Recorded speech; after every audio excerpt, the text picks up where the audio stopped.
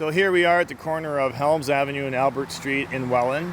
We have a feral bee colony here in a tree. Arborists here from the City of Welland, and they've cooperated with us by notifying us that they'd like to save the bees. I'm Jordan Marr. Paul Sotka. And Granger Burke. And we're the City of Welland Forestry Group. So what we did when we were trimming the tree was put a breathable space across there to stop the bees from escaping during the day. So last night we came here and sealed the bees in, but they can breathe. And then that allowed the workers to get up there and do their job. So how many trees would you do in a season? Uncountable. 400. About 400. And then how frequently would you run into honeybees here in the trees?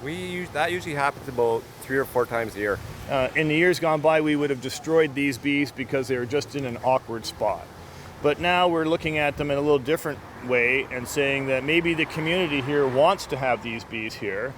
This is a sidewalk and a main traveled thoroughfare, but we don't have any sting incidents because the bees are quite gentle.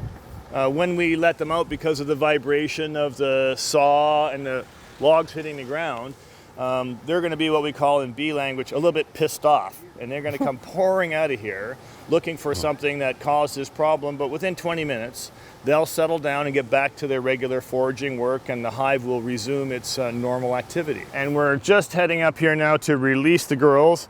We put these girls into a containment area here where they're safe and do not create any occupational health and safety issues for our arborists here who did all the cutting of this particular dead tree here in the middle of the city.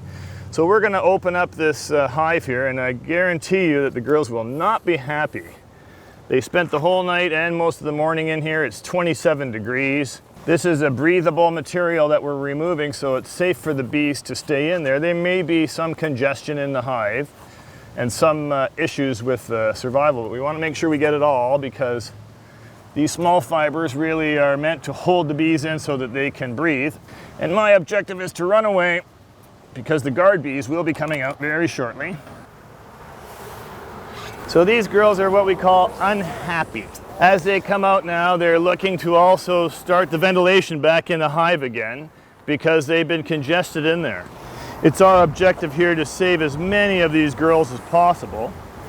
This is a very, very healthy feral hive.